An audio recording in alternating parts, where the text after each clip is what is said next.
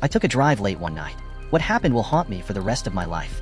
Oh, before I forget, man, I was wondering if you could help me with something?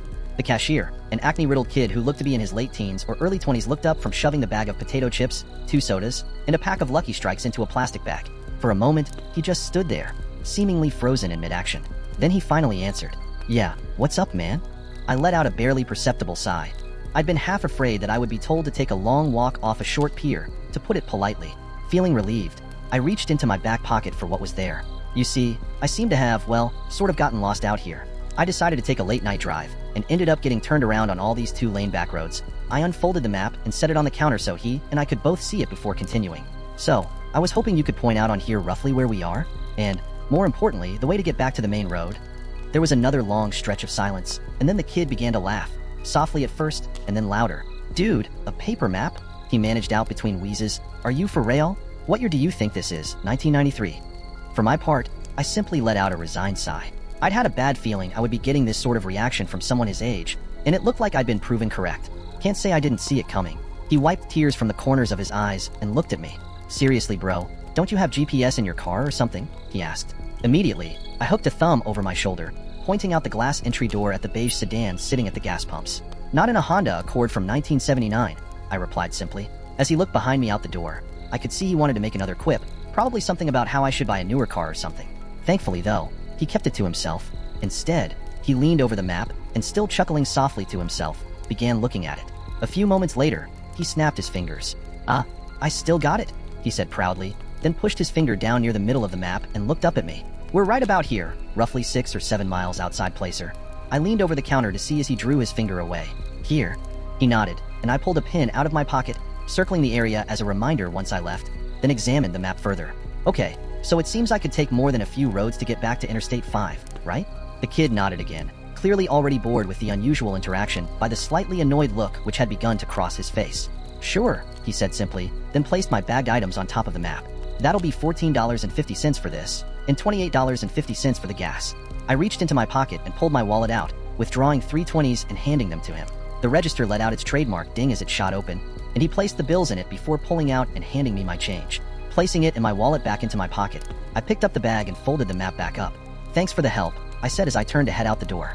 "Yeah, no problem." I heard him mutter at me as I crossed to the front door and pushed it open. A small bell hung from the inside handle jangled as I stepped outside and let the door swing shut behind me. The sounds of the refrigerators humming and the fluorescent lights softly buzzing was replaced by those of a summertime forest at night. Crickets and cicadas buzzed loudly in the grass around the store, almost overwhelming the buzzing sound of the lights over the pumps. The sound of an owl hooting loudly echoed through the trees, followed by the loud call of what had to be an elk. I inhaled the clean air before heading down the steps for my car. Pulling open the driver's door, I took one last look around before dropping into the driver's seat. "So, did you find out where we are?" asked a voice from the passenger seat. For a split second, a wave of confusion and panic swept over me, and I spun in my seat. It was immediately replaced by a wave of embarrassment, amplified as my friend began to let out a deep laugh. "Dude, were you in there that long that you forgot I was out here waiting for you?" Not wanting to admit I had done just that, I shook my head. "Nah bro, not that. Just dealing with the kid and there was a major headache." He nodded sympathetically. "Craig was one of my close friends. Ever since we'd met each other, we'd immediately clicked and had stuck with each other from that point on. And one thing we both loved to do was take late-night drives to nowhere, simply driving around with no destination in mind, listening to the radio and occasionally sharing a joint one of us would buy. This is the first time we've ever gotten lost, though." I reached into the bag, pulling out the bottle of Mr. Pibb and handing it to him. "Here," I said simply, before pulling the Lucky Strikes out and chucking the rest into the back seat. Pulling the key from my pocket, I slid it into the ignition and turned it, the car's buzzer sounding as the dash lights came on. A moment later, the inline four quietly rumbled to life with its traditional burble.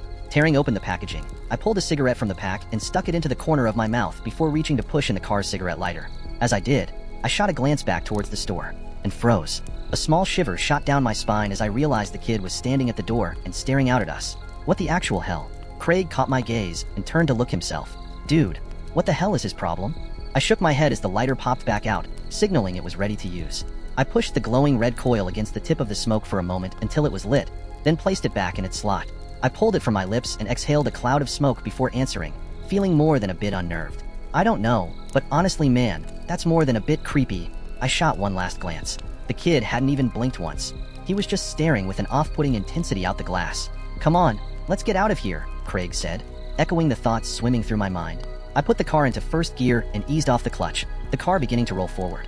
Out of the corner of my eye, I saw him turn and shoot the bird at the kid as we slid out from under the lights into the dark. Prick, I heard him mumble. I turned the car left and began heading back the way we came. Well, the good thing is, yeah, I did find out where we are. I pulled the map from my pocket and handed it to my friend. I heard him fumbling for a moment, and then a small flashlight clicked on as he aimed it at the map. Dude, how did we make it almost as far east as Placer? He asked with a slightly astonished tone. Longer drive than normal, I guess, I answered, rolling down my window to flick the ashes from my smoke out. I shot a glance at the analog clock on the dashboard. 2:45 it read. I let out a small sigh. Great, Vanessa is likely worrying up a storm about us right now. Me, especially. Ever since we'd started dating 5 years ago, my girlfriend had always been rather apprehensive about my habit of taking long, late-night drives when I couldn't sleep. She always feared I'd get into an accident, either with another car, wrap my Honda around a tree, or hit an animal. Most of the time, I'd come home to find her sitting up waiting for me, worry clearly etched into her beautiful sapphire eyes. I bit my lips slightly. Hey, you think I should text Vanessa and let her know we're okay? I asked Craig. I heard him let out a snort. Honestly, bro? No. I know the woman loves you to death, and I'm happy she cares so much, but she's got to learn you know what you're doing. Plus, you two need your space. It's not healthy how much time you two spend together. I flicked the remnants of the cigarette out the window and let out a snort of my own. It's called being in love, dude. You should try it sometime, I joked, causing him to let out a laugh. Nah, thanks. I enjoy being single too much. Shaking my head, I stared out the windshield as the headlights guided our way.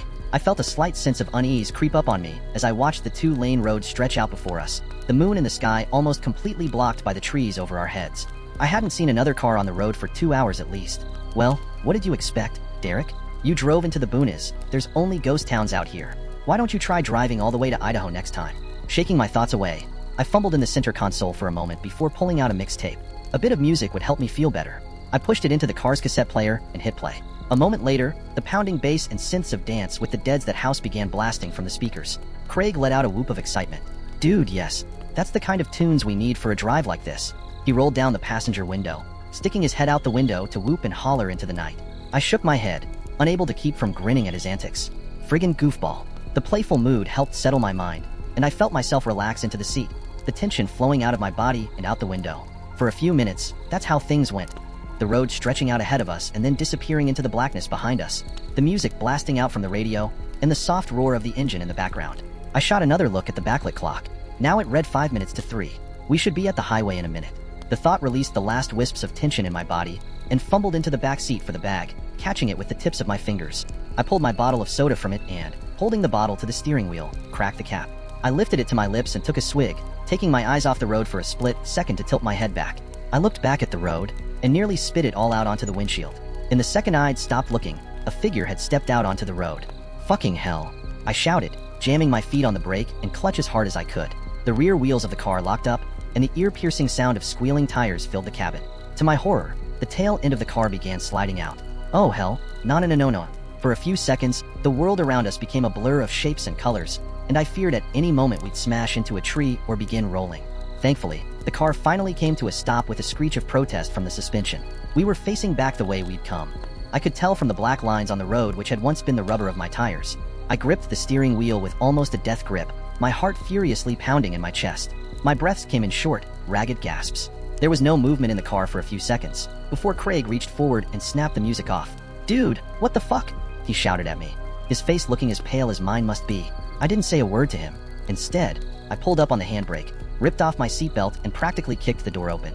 Stepping out onto the pavement, I stepped to the front of the car on unsteady legs until I was squarely in between the headlight beams. I looked around, first at the road ahead, then at the forest on either side. There was nothing there. What the? I turned and looked behind me, over the roof of the car. The red glow of the taillights illuminated a few feet ahead, but beyond that, nothing but blackness. I turned again, looking out at the darkness beyond the branches. No movement disturbed the bushes and branches, and aside from the quiet hum of the car's engine, it was silent. I shook my head. Did I just imagine things? I shook it again. No, I know for a fact I didn't hallucinate. There was someone there. The sound of the car door opening made me turn, seeing Craig step out of the car. Leaving the door open, he immediately came over to me. You have exactly 20 seconds to explain to me what the hell just happened before I lose it, bro, he exclaimed. For a second, I fought to find my voice, then I answered. Dude, I'm not crazy. Someone stepped out of the woods and onto the road. It looked like a chick. I thought I was gonna freaking hit her. I realized I'd been holding in a breath and let it out, trying desperately to get myself to relax. Craig gave me a confused look. You serious, man? I nodded. He pulled the flashlight he'd used to look at the map from his pocket and flicked it on, aiming it first at the tree line on one side of the road, then the other. After doing this a few times, he turned back to me. Well, whoever it was, they're not there anymore, his brow furrowed. But why would a chick be out here in the middle of nowhere? He muttered, more to himself than me. I still answered, I don't know, man. It's freaking Josephine County. For as many good people live out here, there's also a bunch of weirdos. I heard my friend let out a snort of laughter and reply, but something had caught my attention, a feeling which had slammed into me with all the weight of a Peterbilt, the feeling of eyes boring into the back of my skull. I spun around, looking back towards the car and seeing nothing there. But the feeling remained, and I didn't like it one bit, especially when the feeling came again, this time from the direction I'd just been facing a moment ago. Realization dawned on me, and I felt a shiver shoot up my spine, along with the flicker of fear. Oh, shit, I whispered. Craig turned to look at me. What? He asked, seeing the look on my face. He repeated, what? I looked up at him, speaking with a bit of a weak voice. Let's get back in the car right now. He didn't argue, thankfully. He was already moving for the open passenger door, and I matched his pace as the feeling of being watched intensified, as if someone were rapidly approaching from the woods. Oh, hell, I broke, first into a run, then a full-out sprint for the last 10 feet, tearing at the door handle and practically launching myself into the driver's seat. Slamming the door closed behind me, I jammed down on the door lock, seeing Craig do the same.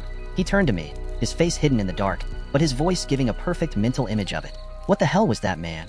The tone of it gave away the fact he'd felt, even for the briefest of moments, the same feeling of dread and fear I'd had. You remember those videos of people driving on empty roads in the middle of the night, only to have someone step into the road and get them to stop?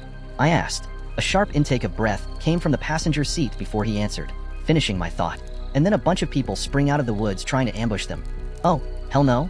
My thoughts exactly. Time to friggin' leave. I released the parking brake, pulling on my seatbelt and jamming the car into first gear. The tires chirped as I hit the gas, and a moment later, we were accelerating away. As we did, the feeling of being watched rapidly fell away to nothing, and I allowed myself to let out a relieved sigh. We drove in silence for another few minutes before I finally spoke again. I think we're in the clear, man. Craig let out a soft laugh. Thank fuck for that, I nodded, then reached for the soda which had fallen, wedging itself by the parking brake. Snatching it up, I uncapped it and took another swig, the still cool liquid feeling amazing going down my throat, recapping and dropping it behind me into the back seat. I let a laugh of my own. I don't mean to be a Debbie Downer, Craig, but I think after this, I may take a bit of a break from late night drives for a bit. This just got under my skin too much for a few moments, longer than I thought. There was nothing, and then he answered. As much as that sucks, bro, I can understand. No problem at all. I thought I could detect a small tone of sadness in his voice, along with something else I couldn't place, but then I heard him sit up straight. Hey, Jake, he asked, a bit of a concerned tone now etched into it. Yeah. I heard him draw another breath. Shouldn't we be to the highway by now? Or at least see the lights of passing cars? I hadn't been fully concentrating on anything except the next stretch of road in my headlights, but at his words, I jerked my head to look beyond them. What the actual hell? He was right. The lights of cars and trucks flashing by on the freeway should be visible through the dark. I clearly remembered looking in my side view mirror as we turned onto the road from the highway, seeing the ever-present white and red glows zipping by both ways at close to the same distance we were now. That wasn't the case anymore. All I could see in front of us was darkness. Darkness, in the woods on either side of the road. For a moment, I lifted my foot off the accelerator, letting the car slow down a little as my brain whirred. He's gotta be mistaken. Hell, I've gotta be mistaken. We just haven't gotten close enough to the highway yet. You know these old roads, Derek. They often end up longer than they first look. Feeling somewhat relieved by the thought, I said it out loud to Craig. He nodded, but I could tell he wasn't completely convinced. And, for that matter, as much as I repeated it mentally to myself, I couldn't completely convince myself either. It was as if seeing the woman step in the road had shaken me more than I'd first thought. Pushing back down on the gas, I shifted into fourth gear and watched the speedometer flirt with 55 miles an hour. For a few minutes more, neither one of us saw anything as we drove in silence. And then, Craig let out a cry. There. A light. For a moment, a surge of hope welled up inside me, and I craned over the steering wheel, looking to see the highway. It was dashed as I saw it was only a streetlight, standing solitary guard on the side of the road like a sentry. Beneath it stood an old, worn sign which seemed to have been shot at many times with both BB pellets and actual bullets. I slowed the car some as it came towards us so I could read it, and felt a wave of confusion fall over me. Golden, 2 miles. The fuck? Craig breathed out as he read the sign. It passed by us, the streetlight momentarily bathing the interior of the car in light and showing the confused, worried look on his face. How the hell did we end up by Golden? Golden is a ghost town, one which attracts visitors every year to check out the standing buildings. It was a mining town which had a population of a few hundred people, but once the prospects dried up in the early to mid-20th century, it became the ghost town it is today. Its biggest claim to fame nowadays was being featured on Ghost Adventures a few years back. Craig repeated his question, but I wasn't able to answer him. My thoughts were racing inside my head. There's no freaking way. Golden is miles to the north of Placer. There are no roads connecting the two areas, from what I saw on the map. Not to mention, we've been driving in a straight line since leaving the gas station. I honestly don't know, man, I finally answered, my voice conveying how rattled I truly was. In the car's dark interior, I saw him put his head in his hands. I fumbled for my pack of cigarettes, pulling another out with slightly unsteady fingers and pushing in the cigarette lighter. A moment later, the turn-off for the ghost town flashed by on the right. I saw the dark hulking shape of the church's spire rising out of the dark for a moment. Then it was behind us. The lighter popped out, and I pressed it to the smoke, lighting it and putting it back. I decided I needed to try and calm the rising tension that was filling the car's interior. Look, however we ended up here, man, the fact is, we can't be far now from the highway. So, let's just keep our wits about us, keep calm, and when we get back to my place, me and Vanessa can have a good laugh over this. Sound good? I heard my friend take a deep breath, then let it out in a whoosh. Okay, yeah, that sounds like a plan. He let out a soft laugh, and I felt him pat my shoulder. Thanks, Derek. You are seriously a good friend. Glad I've got you. I nodded, then realized he may not be able to see it in the dark. No problem, man, I said. I looked at the clock. 3 a.m. Only 5 minutes had passed since I'd last looked at it. And yet, it felt more like it had been 30. Time seems different when you're stressed. For a few minutes, there was only darkness. And then, a light appeared in the distance. Ah, there we go, I exclaimed. I waited to see the sign for the on-ramp appear, and felt a shiver shoot up my spine as the sign for Golden flew by again. That's what? Craig didn't say anything, but I felt him stiffen in the passenger seat, showing he'd seen it as well. As the streetlight and sign disappeared behind us, a feeling began to creep up on me. Another shiver shot up my spine as I realized that it was the same feeling I'd had when we'd gotten out of the car. The feeling of eyes on me. My eyes shifted to the blur of trees on either side of the car, but I saw no one out there. The turn-off for the ghost town approached again. I heard Craig let out another deep breath. Derek, pull over, please, he said simply. His voice was shaking, and as much as I didn't want to stop, I did as he asked, pulling over just before the turn-off. He ripped his seatbelt off, shoving the door open and stepping out. I watched him stride to the front of the car and stand there for a minute. He seemed to start shaking a bit, and I realized just how much this was getting to him. I unbuckled my seatbelt and reached for the door handle when I glanced at the clock and froze. The clock was still showing 3 a.m. The hands hadn't moved at all. A feeling of shock washed over me like a wave as I tapped it with my fingers to see if it was merely stuck, but it refused to begin moving again. Okay, what the actual fuck is going on? I whispered to myself. I reached into my pocket, fishing out my phone and turning on the screen. Like the clock, it too showed the time as 3 a.m. The feeling of being watched began to intensify, and I glanced at Craig standing in the dark before looking down, beginning to type a text out to Vanessa. Hey, baby girl. Just wanted to let you know that Craig and I are okay. We're trying to get back to the highway, but have gotten a bit turned around out here. Do me a favor, and if I don't text you again in 15 minutes, text me back, okay? I love you. I replaced the phone in my pocket. I knew I should have been more honest, but I was beginning to feel a little freaked out about the weird situation. I didn't want to worry her any more than necessary, as it would make me start to freak out worse. Pushing open the door, I got out and walked around, stopping near the front right headlight. Dude, you alright? I asked him after a moment. He didn't answer, but happily, he seemed to have stopped shaking. I repeated my question. When he didn't answer my second and third calls, I began to feel a new sensation creep up on me. A potent mixture of dread and fear. Craig, dude, you're creeping me the fuck out. Please say something. He finally turned to look at me, and in the semi-glow of the headlights, I saw his face had gone a bit pale. He raised a finger and pointed, saying only a single word. Look.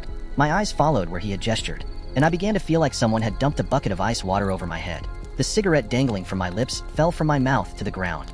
Standing about 50 feet away, just inside the tree-line, was a figure. It was drenched in gloom, but with a gasp, I realized it was the same woman who'd nearly caused me to wreck. Oh, fuck me sideways, man. I swallowed, finding my voice. We should get back in the car, Craig. He nodded almost immediately. I think you might be right, he answered, his voice wavering. Not taking our eyes off the figure, we slowly backed up until we reached our respective doors and climbed in. I didn't even bother pulling my seatbelt on. I just jammed the gear shifter into first and floored it. Dirt and gravel kicked out behind us, and the car shot forward onto the road. This time, I didn't let up on the gas. I kept my foot hard down, the engine beginning to roar as I shifted into third and fourth. The speedometer reached 60 as I shifted into fifth gear, the feeling of being watched intensifying with each passing second. I prayed that I would see something, anything ahead of us. An intersection. A house. A freaking out-of-use payphone, for fuck's sake. And then my blood turned to ice as a light appeared ahead of us. The exact same one as before, with the sign underneath. My eyes flickered to the clock, and terror shot through me as I saw it still was frozen at the same time. This isn't good, bro, Craig said from the passenger seat. I agreed with him, but didn't say it out loud. I kept my foot to the floor, the speedometer now hitting 80. the turnoff appeared again, and what I saw made me want to scream. The woman had gotten closer to the road, and she wasn't alone anymore. Behind her, I saw others. The outlines of other people. Dozens. Possibly more. They all stood, facing the road, watching us fly by, and then they disappeared into the rearview mirror. Fuck, I breathed out as the light and sign flashed by yet again. This time, the mass of people had gotten even closer to the road. The woman stood in front of them all, and for a split second, the headlights illuminated her. Another flash of ice shot through my veins as I saw the river of blood pouring down the front of her nightgown, one that looked to be decades old. What the hell do we do?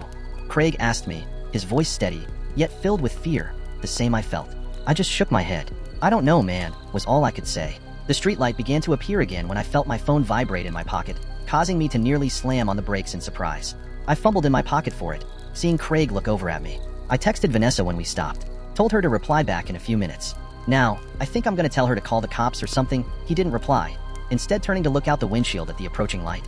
Flicking my eyes from the phone screen to the road and back, I forced myself to not look at the turnoff as we zoomed past the light. I didn't want to see how close those ghosts, demons, whatever they were, had gotten to the road. I flipped my finger, pushing away the lock screen and tapping on the messenger icon as the light began to appear once more. Vanessa's message automatically opened, and for a moment, relief like I'd never felt surged through me at the small bit of normalcy I had in my grasp. I froze. I didn't even look up at the road. I couldn't. My eyes were locked on the single sentence, reading and rereading it. A wave of confusion passed over me. Enough I spoke aloud. The fuck? Craig spoke up. What? What did she say? I didn't answer him. My mind was racing at 1,000,000 miles an hour, trying to understand, but it was like I was hitting a mental wall. I tried to think of something else as another thought came to me, but again, the same block was coming to me. As it did, a new wave of fear began to rise up in me, one for an entirely new reason than the terrifying loop flying by outside. The speedometer now showed we were doing 90, and then Craig spoke. Can I ask you a question, man? Ice filled every vein in my body, not at his question, but at his voice. It was different. Gone was the fear and tension he'd had not even a minute ago. Now, he just sounded flat. No, not flat. I couldn't tell why, but the way his tone was, it almost made me feel like he was smiling. Another shiver cascaded up my spine as I finally forced myself to answer, my mouth dry as cotton. What? He answered as we began to fly under the streetlight. Are you scared? For whatever reason, the question made me turn to look at him, just as the light whizzed over us. For a split second, the car's interior became illuminated again. My eyes locked with his. The light flew by. The turn-off appeared again, and for a moment, my eyes flicked up to see that the woman was right next to the road, bathed completely in the headlights. I finally caught a glimpse of her face, and then I was screaming, my fingers tearing at the door handle as the car swerved to the right. I saw a tree flying towards the windshield. I didn't think. I just forced the door open and leapt out. The ground rapidly flew up to meet me. Darkness. I woke up in a hospital room, a bandage covering my head and one arm in a sling. My chest felt like it was on fire as well. The first thing I saw was Vanessa, who, upon seeing me wake up, burst into tears and wrapped her arm around me. A few moments later, the doctor came in. He told me that I was a lucky man. Apparently, I'd gotten away with only a gash in my head requiring staples, severely bruised ribs, and a broken arm. Shocking for having dove out of a car at what appeared to be tremendous speed, he said, raising an eyebrow. Then he told me the police wanted to speak to me. He showed them in, and 2 officers entered, asking me many questions. I told them exactly what had happened, well, except for 2 small details. Anyways, they appear to take my account seriously and promised to look into it. We've had some reports similar to yours, sir. One of them answered tentatively. Then they told me how I'd been found. How a father and son who owned a gas station nearby had been out driving and had come across first my destroyed Honda, which had wrapped itself around a tree, and then some. And then, lying unconscious in the grassy ditch, me. They didn't say who they'd been, but I had a fair idea who they'd been. At least the son. Anyways, that night was 3 months ago. I've been at home, resting and healing this entire time. It's given me plenty of time to think, plenty of time to process everything. I try not to think about that night, about any of it. I feel like I'll go insane if I do, especially after the police told me that they found nobody else at the scene of the wreck, only the passenger door hanging open. But I've had to, after receiving an email from an unknown address, one claiming to be the son, the kid I saw in the gas station that night. He told me things that his father told him he'd seen for years, that he didn't believe at all, until that night, when he looked out the door at my car. That's when he'd frantically called his father. As I type this out, I feel myself begin to violently shake, remembering the woman's face, indeed a ghost, as it flashed in the headlights. The look of horror plastered there as she frantically waved at me to get my attention. The same look the others must have had, remembering turning to look at Craig as the light flickered over and seeing the smile on his face. A smile wider than any human being's could possibly be, filled with shark-like teeth as black eyes stared hungrily at me. The same, shark-like smile the kid told me he'd been flashed as I'd pulled away. But mostly, I remember the single line of text Vanessa sent me, what caused me to rack my brain, trying frantically to recall my friendship with the figure sitting opposite me, and horror filling me as I realized I couldn't think of one single memory. What will keep me from ever taking late night drives again? The 3 words that will remain burned into my memory forever. Darling. Who's Craig?